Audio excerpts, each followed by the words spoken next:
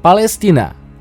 Negara Palestina terletak antara Laut Tengah dan Sungai Yordan. Status politik negara ini masih diperdebatkan, namun sebagian besar negara di dunia telah mengakui keberadaan Palestina sebagai sebuah negara yang berdaulat. Mr. Secretary General, I'm here today to fight for humanity.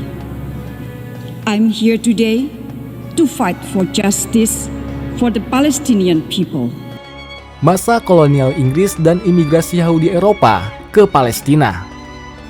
Palestina menjadi jajahan Inggris dan menduduki selatan Palestina serta bagian tengahnya pada Desember tahun 1917. Lalu pada tanggal 2 November 1917, Deklarasi Balfour ditandatangani.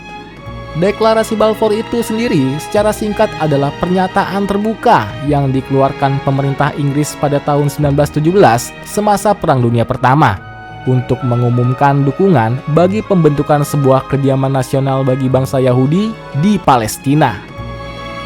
Saat perjanjian Balfour dilaksanakan, tercatat sebesar 56.000 sampai dengan 100.000 Yahudi menetap di Palestina yang termasuk 8% dari penduduk Palestina.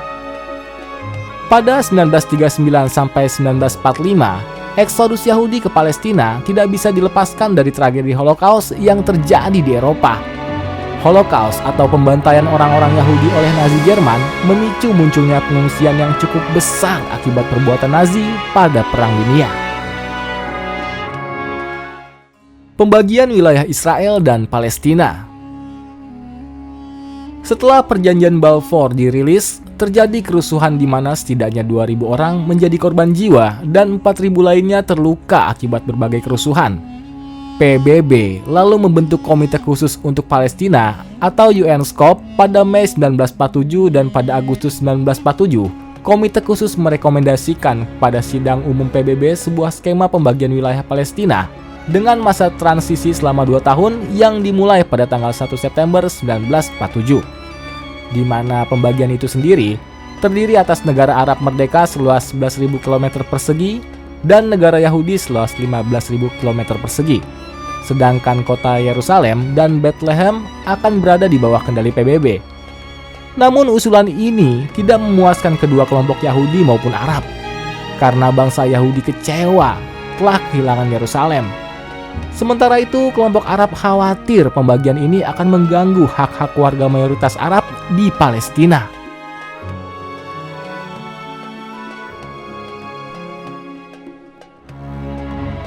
Hubungan Palestina dan Indonesia. Palestina adalah salah satu pendukung awal kemerdekaan Indonesia pada tahun 1945. Mufti Agung Yerusalem dan pemimpin tertinggi Dewan Palestina yaitu Syekh Muhammad Amin Al-Husaini berjasa meningkatkan pengakuan negara-negara Arab lainnya atas Indonesia, khususnya melalui Liga Arab. Mereka juga sepakat untuk menekan Inggris di Indonesia dan tidak mendukung kolonialisme Belanda di Indonesia. Akibatnya, Indonesia sejak awal sangat tidak ramah terhadap Israel. Ini sebagai rasa terima kasih kepada Palestina yang berjasa kepada Indonesia.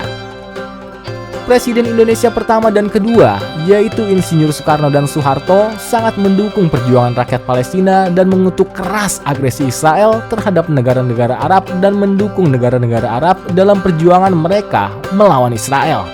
Spirit kerjasama akan selalu dikedepankan Indonesia, spirit yang menguntungkan semua pihak tanpa meninggalkan satu negara pun. No one, no country should be left behind.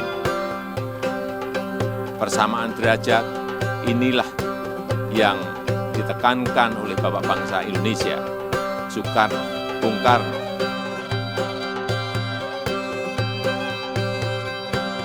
Nah, itulah teman-teman sekilas sejarah serta hubungan Indonesia dengan Palestina. Namun, kalau Indonesia turun tangan untuk menghadapi agresi militer Israel di Palestina, kira-kira bagaimana ya peta kekuatan militernya? Oke, tanpa basa-basi, mari kita ulas.